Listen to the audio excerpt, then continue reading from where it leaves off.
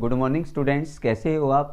आज की वीडियो में हम डिस्कस करेंगे प्रेजेंट इंडेफिनिट टेंस। क्या होता है प्रेजेंट इंडेफिनिट टेंस, इसकी क्या पहचान होती है और हम प्रेजेंट इंडेफिनिट टेंस का कहाँ कहाँ हम प्रयोग करते हैं। चलिए स्टार्ट करते हैं। आज का हमारा टॉपिक है present indefinite tense. Present indefinite tense, ये हमारा आज का टॉपिक है। Present indefinite tense means verb की फर्स्ट फॉर्म या उसमें एस या ई एस। कहाँ पे हम वर्ब की फर्स्ट फॉर्म यूज़ करते हैं, कहाँ पे हम फर्स्ट फॉर्म में एस या ई एस का यूज़ करते हैं। इसकी जैसे कि आप जानते हो पहचान वो बहुत सिंपल सी होती है। हिंदी के वाक्य के अंत में ता है, ती है, ते है आता है। ता है, ती है, ते हैं इत्यादि आते हैं हिंदी के वाक्य के अंत में। जैसे वह बाजार जाता है, तुम खाना खाते हो, हम फुटबॉल खेलते हैं, वे गाना गाते हैं। इन वाक्यों के अंत में क्या आया हुआ है? ता है, ती है, ते हैं इत्यादि आता है। अब जो हमारा अफर्मेटिव सेंटेंस में हमारी ये फॉर्मेशन बनेगी सब्जेक्ट वर्ब की फर्स्ट फॉर्म प्लस ऑब्जेक्ट।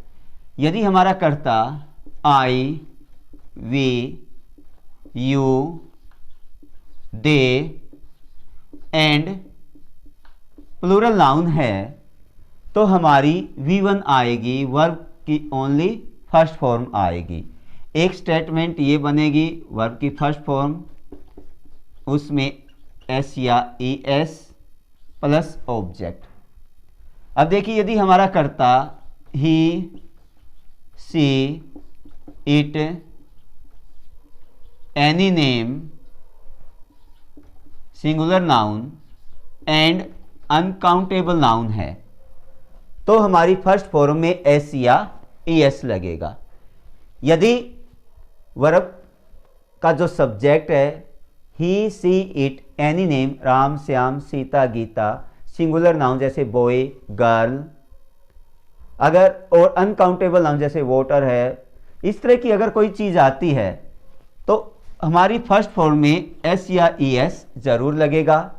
यदि हमारा subject I, we, you, they and plural noun है, जैसे बॉय का बॉयज, गर्ल का गर्ल्स, प्लूरल नाउन है तो हमारी ओनली वर्ब की हम फर्स्ट फॉर्म यूज करेंगे। अब देखिए, अब बात यह है कि किस फॉर्म में एस लगता है और किस में ई एस लगता है। यदि हमारी वर्ब के पीछे, यदि हमारी जो वर्ब है उसके पीछे double S, S H, C H, X, Z, O है। यदि हमारी वर्ब के पीछे double S, S H, C H, X, Z, O है तो हमारी जो फर्स्ट फॉर्म है उसमें एस या ई एस लगेगा। जैसे गो, कर्ता हमारा ही, सी, इट या कोई नाम, सिंगुलर नाउन, अनकाउंटेबल नाउन है तो हम जब वर्ब इसकी यूज करते हैं तो गोज हो जाएगा क्योंकि ये हमारा ओ आया हुआ है। सी एच जैसे टीच, इसके पीछे सी एच लगा हुआ है और कर्ता हमारा he, she, it, any name, singular noun और अनकाउंटेबल नाउन है तो हमारा टीच का टीचीज हो जाएगा, इसमें ई एस लग जाएगा। Double S, S H, C H, X, Z, O है और हमारा कर्ता he, she, it, any name और सिंगुलर और अनकाउंटेबल नाउन है तो हमारी फर्स्ट फॉर्म में ई एस जुड़ेगा। अदरवाइज कर्ता he, she, it, any name और सिंगुलर नाउन, अनकाउंटेबल नाउन है तो, और ये वर्ब के पीछे नहीं है, double S, C H, X, Z, O नहीं है तो हमारा आएगा तो एस लगेगा। जैसे प्ले है तो आपका प्लेज हो जाएगा। क्यों? यहाँ पे वाई आया हुआ है, इससे पहले double S, S S, C H, X, Z, O नहीं है और हमारा कर्ता ये है तो हमारा क्या लगेगा? ओनली एस लगेगा। ये तो हमारी अफर्मेटिव में है। नेगेटिव में हमारा सब्जेक्ट डू या डज, नॉट और डू डज डिड के बाद हमेशा वर्ब की फर्स्ट फॉर्म आती है, वर्ब की फर्स्ट फॉर्म प्लस ऑब्जेक्ट। ये हमारी नेगेटिव नकारात्मक सेंटेंस में हमारी फॉर्मेशन बनेगी। अब देखिए, अगर हमारा कर्ता आई वी यू दे तथा प्लूरल है तो हमारा हम यूज करेंगे डू नॉट का हम प्रयोग करें, डोंट या डू नॉट का हम प्रयोग करेंगे। यदि हमारा सब्जेक्ट कर्ता he she it any name कोई सिंगुलर नाउन या अनकाउंटेबल नाउन है तो हम यूज करेंगे डज नॉट का प्रयोग नेगेटिव में। किसका करेंगे? Does not. जैसे मैं फुटबॉल खेलता हूँ, आई प्ले फुटबॉल, हम फुटबॉल खेलते हैं, वी प्ले फुटबॉल। तुम बाजार जाते हो, यू गो टू मार्केट। वे फल खाते हैं, दे ईट फ्रूट। वह फल खाती है, इसमें SCIS लग जाएगा, सी ईट्स फ्रूट। वह बाजार जाता है, अब जाना गो होता है, गो में करता ही है तो यस लग जाएगा, he goes to market. Negative में मैं फल नहीं खाता हूँ, आई के साथ आपका डू नॉट आएगा, I do not eat fruit. वह फल नहीं खाती है, ही या सी, लड़की के लिए सी, वह फल नहीं खाती है तो सी, तो क्या लगेगा? Does not. Negative she does not और वर्ब की first form she does not eat fruit. हम फुटबॉल नहीं खेलते हैं, we do not play football. Ram football नहीं खेलता है तो Ram does not play football. Interrogative में क्या होगा? जो क्या से शुरू होते हैं, जिसका आंसर यस या नो से दिया जाता है, वो हमारा इंटेरोगेटिव सेंटेंस होता है। उसमें आपकी फॉर्मेशन आएगी डू या डज। जो आपकी हेल्पिंग वर्ब है डू या डज, उसको आप सब्जेक्ट से पहले लगाइए और डू डज डिड के बाद हमेशा वर्ब की फर्स्ट फॉर्म आती है प्लस ऑब्जेक्ट और क्वेश्चन मार्क चिन्ह। ये आपकी फॉर्मेशन बन जाएगी। ये तो ऑलरेडी आप जानते हो डू और डज किसके साथ आता है। जैसे क्या मैं खेलता हूँ, डू आई प्ले। क्या वह खेलती है, डज सी प्ले। क्या वे बाजार जाते हैं, do they go to market. क्या सीता बाजार जाती है, does Sita go to market. ये तो हमारी थी फॉर्मेशन। पहचान मैंने आपको बताई है, ता है, ती है, ते है, ये आपकी आती है प्रेजेंट इंडेफिनिट टेंस में।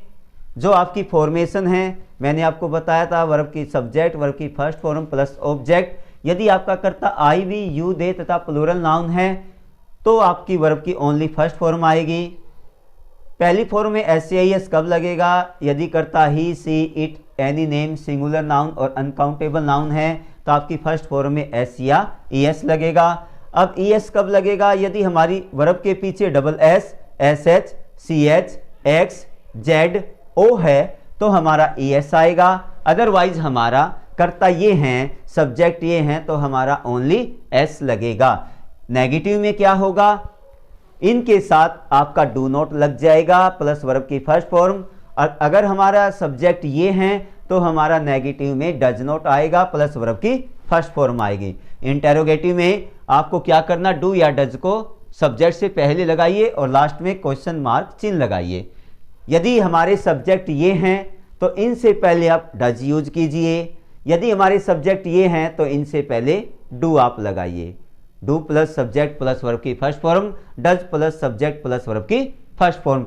ये हमारी थी फॉर्मेशन, कैसे हम प्रेजेंट इंडेफिनिट टेंस का प्रयोग करते हैं। अब हम देखेंगे कि ये प्रेजेंट इंडेफिनिट फॉर्म का हम कैसे प्रयोग करते हैं। ऐसे वे कौन से रूल हैं जहां हमें प्रेजेंट इंडेफिनिट टेंस का हमें प्रयोग करना पड़ता। ऐसे वे कौन से रूल्स हैं जहां हमें प्रेजेंट इंडेफिनिट टेंस का प्रयोग करना पड़ता है। कौन कौन से रूल हैं? सबसे पहले हम रूल्स फर्स्ट है टू डिस्क्राइब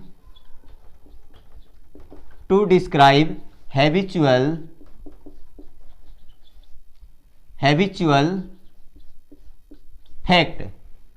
कोई भी आपका हैबिचुअल फैक्ट है, चरित्र से संबंधित किसी की भी आदत है, उस आदत को व्यक्त करने के लिए आप प्रेजेंट इंडेफिनिट टेंस का प्रयोग करोगे। मीन्स वर्ब की फर्स्ट फॉर्म या उसमें एस या ईएस का प्रयोग करोगे।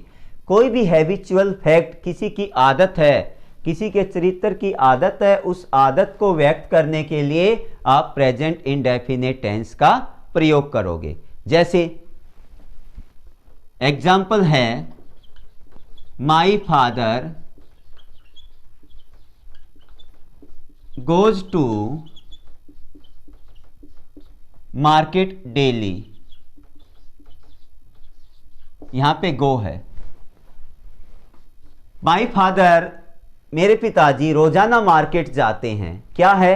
उसकी आदत है, उसकी हैबिट है, चरित्र से रिलेटेड उसकी, कैरेक्टर से रिलेटेड उसकी हैबिट है। इसलिए हम इसमें फर्स्ट फॉर्म में एस या एस जोड़ेंगे या वर्ब की फर्स्ट फॉर्म। देखिए यहां पे हमारी इस वर्ब के पीछे ओ आया हुआ है और हमारा जो सब्जेक्ट है माई फादर मीन्स ही के साथ हम फर्स्ट फॉर्म में एस ए एस लगाते हैं। अब यहाँ पे गो है, इस वर्ब में आया हुआ है, इसलिए हमारा क्या बन जाएगा? गोज हो जाएगा। एक और रूल देखिए, I help the poor every day. अब देखिए मैं यहां पे आपकी के वर्ब ब्रैकेट में है हेल्प, हेल्प आपकी ब्रैकेट में है। आई के साथ ओनली वर्ब की फर्स्ट फॉर्म आती है, एस या एस नहीं आता है। और यहां पे एवरीडे आया हुआ है। मैं गरीबों की रोजाना क्या करता हूं? प्रतिदिन मदद करता हूं, हेल्प करता हूं। ये मेरी हैबिट है, ये मेरे कैरेक्टर से रिलेटेड मेरी कोई हैबिट है, इसलिए हम प्रेजेंट इंडेफिनिट टेंस का प्रयोग करेंगे और यहाँ पे आपका हेल्प आएगा। अगर यहाँ पे ही होता तो आपका यहाँ पे हेल्प्स हो जाता। ये दो एग्जाम्पल हैं, वो डिस्क्राइब करते हैं हैबिचुअल फैक्ट का। दूसरा जो हमारा इसका रूल है, to describe universal fact. To describe universal fact हम इसके अंदर ही सभी ऐड कर देते हैं। To describe universal fact. कोई universal fact, scientific fact, scientific fact, proverb या सेइंग, कोई कहावतें हैं, प्रोवर्ब हैं, प्रोवर्ब कहावतें, सेइंग कहावतें, साइंटिफिक फैक्ट कोई वैज्ञानिक तथ्य है, universal truth, universal fact, general truth, कोई फ्यूचर का फिक्स पॉइंट, फ्यूचर प्लान, जो पहले से ही ऑलरेडी जिसके बारे में प्लान हो चुका है। ऐसे में हम किसका प्रयोग करेंगे? प्रेजेंट इंडेफिनिट टेंस का प्रयोग करेंगे। अब मैं एग्जांपल दे, जैसे सबसे पहले है यूनिवर्सल फैक्ट। कोई भी आपका यूनिवर्सल फैक्ट है जिसको पूरा ब्रह्मांड मानता है, ऐसे फैक्ट जिसको पूरा विश्व मानता है, उसके लिए हम प्रेजेंट इंडेफिनिट टेंस का प्रयोग करेंगे। मीन्स फर्स्ट फॉर्म में एस लगाएंगे। एग्जाम्पल देखिए यूनिवर्सल फैक्ट का, the sun rises in the east. यहाँ पे आपका राइज है, तो हमने पहले ही ऑलरेडी इसके अंदर फिलअप कर दिया है, तो राइजेज आएगा। क्यों? क्योंकि दी सन ये सिंगुलर है और सिंगुलर के साथ पहली फॉर्म में एस लगाया जाता है, ई इसके अंदर ऑलरेडी है, तो यहाँ पे राइजेज आएगा। पूरा ब्रह्मांड मानता है कि जो सूर्य है वो पूर्व से निकलता है। दूसरा और एग्जाम्पल है, the earth goes round the sun, the earth goes round the sun, सूर्य किसका चक्कर लगाती है, सूर्य जो धरती है वो सूर्य का चक्कर लगाती है। ये हमारा यहाँ पे आपका गो है। अब इसमें ओ आया हुआ है, पूरा ब्रह्मांड मानता है हाँ भाई धरती घूमती है, सूर्य के चारों ओर घूमती है, इस बात को पूरा ब्रह्मांड मानता है, इसलिए फर्स्ट फॉर्म का प्रयोग होगा या उसमें एस या एस आएगा। ई एस क्यों आएगा, ये अर्थ हमारा सिंगुलर है और वर्ब के पीछे ओ है, इसलिए हमारा यहाँ पे गोज हो जाएगा। आगे है साइंटिफिक फैक्ट, कोई वैज्ञानिक तथ्य है, जैसे एग्जाम्पल है इसका साइंटिफिक फैक्ट का, water boils at 100 degree centigrade. यहाँ पे आपका बॉयल पानी है वो क्या है 100 डिग्री के ऊपर उबलता है, ये एक साइंटिफिक फैक्ट है। और ये हमारा वाटर अनकाउंटेबल नाउन है, अनकाउंटेबल नाउन के साथ हम फर्स्ट फॉर्म में एस या एस लगाते हैं। यहाँ पे हमने एस क्यों लगाया, क्योंकि हमारी वर्ब के पीछे double S C H X Z O नहीं है, इसलिए हमारा यहाँ पे बॉइल्स हो जाएगा। और एग्जाम्पल है प्रोवर्ब, कोई भी कहावतें हैं जैसे practice makes a man perfect, ये प्रोवर्ब का एग्जाम्पल है। Practice makes a man perfect. यहां पे ब्रैकेट में आपका मेक। अब देखिए प्रैक्टिस आपका अनकाउंटेबल नाउन है, अनकाउंटेबल नाउन के साथ फर्स्ट फॉर्म में हमेशा एस या एस लगता है, इसलिए हमने यहां पे यूज किया है makes, practice makes a man perfect. ये हमारा प्रोवर्ब है। और जैसे और प्रोवर्ब का एग्जांपल है बार्किंग डॉग्स सेल्डम बाइट्स, जो गरजते हैं वो बरसते नहीं हैं। इस तरह की जो हमारी प्रोवर्ब हैं, slow and steady wins the race, जो हमारी इस तरह के प्रोवर्ब हैं उसमें हमेशा हम प्रेजेंट इंडेफिनिट टेंस का प्रयोग करते हैं, मीन्स फर्स्ट फॉर्म या उसमें एस या एस जोड़ते हैं। और हमारा जितने भी प्रोवर्ब होते हैं वो हमारे अनकाउंटेबल होते हैं और उसमें हम सिर्फ एस का प्रयोग करते हैं। और जो नेक्स्ट है सेइंग, सेइंग भी इसी को कहते हैं। कोई जर्नल ट्रूथ है वो भी आपके रिलेटेड टू यूनिवर्सल ट्रूथ से, यूनिवर्सल फैक्ट से रिलेटेड होती है। फिर भी आप इसका एक एग्जाम्पल देखिए, जैसे 2 और 2 4 होते हैं, हम अपनी आँखों से देखते हैं, we see from our eyes. Bracket में आपका सी है तो हमारा सी का सी आएगा, क्योंकि ये जर्नल ट्रूथ है। सी का सी क्यों आएगा, क्योंकि हमारे यहाँ पे प्लूरल है, वी है, वी के साथ वर्ब की फर्स्ट फॉर्म आती है, कभी उसमें एस या ई एस नहीं आता है। फ्यूचर प्लान के लिए एक ऐसा प्लान जो पहले से ही सुनिश्चित योजना है, जो पहले से ही फिक्स प्लान है कि भविष्य में वो काम होगा, जो पहले से ही फिक्स है, उसके लिए हम प्रेजेंट इंडेफिनिट टेंस का प्रयोग करते हैं। एक एग्जाम्पल देखिए, जैसे the prime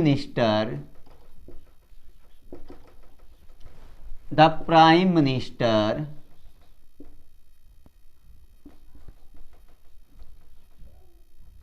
arrives here tomorrow। यहां पे आपका है अराइव। प्राइम मिनिस्टर का जो प्लान होता है वो सुनिश्चित होता है, मीन्स पहले से ही फिक्स होता है, इसलिए हम प्राइम मिनिस्टर हमारा सिंगुलर है, इसको हम ही कहेंगे, इसलिए पहली फॉर्म में आपका एस या ई एस लगेगा, यहाँ पे अराइज हो जाएगा।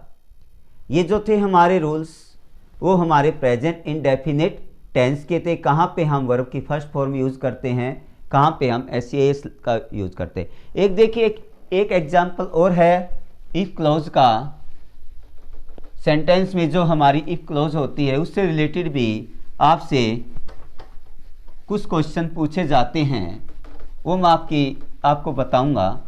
इफ क्लॉज क्या होती है। हमारे दो पार्ट होते हैं इसके अंदर, दो क्लॉज होती है। एक तो हमारी नाउन क्लॉज होती है और एक आपकी डिपेंडेंट क्लॉज होती है। देखिए, इफ प्लस वर्ब की फर्स्ट फॉर्म या उसमें एस आएगा यदि हमारी जो सब ऑर्डिनेट क्लॉज है, जो नाउन क्लॉज है, उसमें विल, शैल, कैन या मे, वैसे मोस्टली आपका विल आता है लेकिन इनमें से भी आ सकता है, प्लस वर्ब की फर्स्ट फॉर्म हो। मॉडल के बाद वर्ब की फर्स्ट फॉर्म आती है। जैसे मैं बोलता हूं, एग्जांपल देता हूं, if you dash hard, bracket में है आपका वर्क, यू विल पास। ये हमारी क्लॉज, ये हमारी सब ऑर्डिनेट क्लॉज है, ये हमारी नाउन क्लॉज है। ये इसके ऊपर डिपेंड है, ये है ना, ये इसके ऊपर डिपेंड है। अब ये हमारा विल प्लस वर्ब की फर्स्ट फॉर्म आया हुआ है, तो यहाँ पे हमारा यू है तो यहाँ पे आपका वर्क आएगा। अगर यहाँ पे ही होता तो यहाँ पे वर्क्स आ जाता। एक और example, if he play well, he will win the match. यदि वो अच्छा खेलेगा तो वो मैच जीत जाएगा, कंडीशन है। अब देखिए, वही विल प्लस वर्ब की फर्स्ट फॉर्म आई हुई है, तो यहाँ पे आपकी या तो फर्स्ट फॉर्म आएगी इफ वाले सेंटेंस में, या फर्स्ट फॉर्म में एस आएगा। लेकिन यहाँ पे एस लगेगा क्योंकि हमारा जो सब्जेक्ट यहाँ पे ही है, तो आप यहाँ पे प्लेस कर देना। यहाँ पे यू था इसलिए आपकी ओनली वर्ब की फर्स्ट फॉर्म आई थी। और अगला जो रूल है, do, does, did, imperative sentences और do, does, did, imperative sentences के बाद आप हमेशा कौन सी फॉर्म का प्रयोग करोगे? हमेशा वर्ब की फर्स्ट फॉर्म का प्रयोग होता है। डू, डज, डिड के बाद और imperative सेंटेंस के बाद हमेशा वर्ब की फर्स्ट फॉर्म आती है। जैसे I do not play football, जैसे यहाँ पे है I do not play football, यहाँ पे आपका प्ले है, तो यहाँ डू नॉट आया हुआ है तो यहाँ पे प्ले फर्स्ट फॉर्म आएगी। यहाँ पे डज होता, ही डज नॉट, फिर भी आपका प्ले होता। Do I play football, does he play football, do does did I play football, do does did के बाद हमेशा वर्ब की फर्स्ट फॉर्म आती है। इंपेरेटिव सेंटेंस जो भी है, जैसे जो कमांड होती है, एडवाइज होती है, सजेक्शन होती है, वे आपके इंपेरेटिव सेंटेंस होते हैं, वे हमेशा वर्ब की फर्स्ट फॉर्म से शुरू होते हैं। जैसे get out, sit down, open the gate, help the poor, उसमें भी हम वर्ब की फर्स्ट फॉर्म यूज करते हैं। जैसे हेल्प द पुअर, और यहाँ पे आपका ब्रैकेट में है हेल्प, तो यहाँ पे हेल्प द पुअर आएगा। ये आपका इंपेरेटिव सेंटेंस है। ये कीवर्ड्स हैं, कुछ कीवर्ड्स हैं, आप उनको ध्यान में रखना। अगर ये जहां भी ये कीवर्ड्स हैं, मीन्स ये आपकी जो एडवर्ब हैं, जितनी भी ये एडवर्ब है जो मैं आपको बताऊंगा, जो ये आती है कहीं भी, तो आप इस टेंस का प्रयोग कीजिए, प्रेजेंट इंडेफिनिट टेंस का प्रयोग कीजिए, फर्स्ट फॉर्म में एस या ई एस लगाइए। वे कौन कौन सी है? एक तो आपकी जो कोई भी एडवर्ब है वो एल वाई से एंडिंग होती हो, ओनली एडवर्ब और कुछ नहीं, ओनली एडवर्ब जो एल वाई से होती है, वो एल वाई मीन्स हम ये भी कह सकते एल वाई प्लस टाइम। जो एल वाई की जो एडवर्ब हैं वो टाइमिंग से रिलेटेड होनी चाहिए। जैसे मैं आपको बताता हूं, डेली, डेली, क्योंकि ly है इसके एंड में, यूजुअली लास्ट में ly है, जनरली लास्ट में ly, means ly plus time वाली एंडिंग जिनकी ly से होती है प्लस वो टाइम से रिलेटेड है, टाइम की होनी चाहिए, वे एडवर्ब ऑफ फ्रीक्वेंसी टाइम की होनी चाहिए, तो आपकी हमेशा पहली फॉर्म में एस या es लगेगा। डेली है, यूजुअली है, जनरली है। एक आपका एवरी प्लस टाइम, एवरी से जो आपकी एडवर्ब स्टार्ट होती है वो टाइमिंग वाली होनी चाहिए, ये नहीं आपका एवरीथिंग, ठीक है, एवरीवन, ये नहीं, एवरी प्लस टाइम, जैसे every Monday, every Monday, every month, every month, every year, every day. ये आपकी एवरी प्लस टाइम से स्टार्ट हो रही है, एवरी प्लस टाइम से स्टार्ट होती हैं जिनका ly एंडिंग है और वो टाइम्स के बारे में रिप्रेजेंट करती है, हमेशा फर्स्ट फॉर्म में एस या es लगेगा।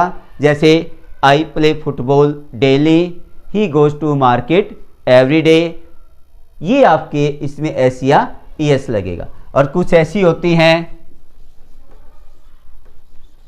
ऑलवेज है, समटाइम्स है,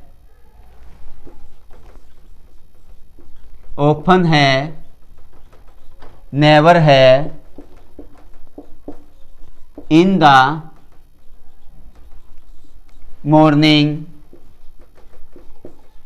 इन द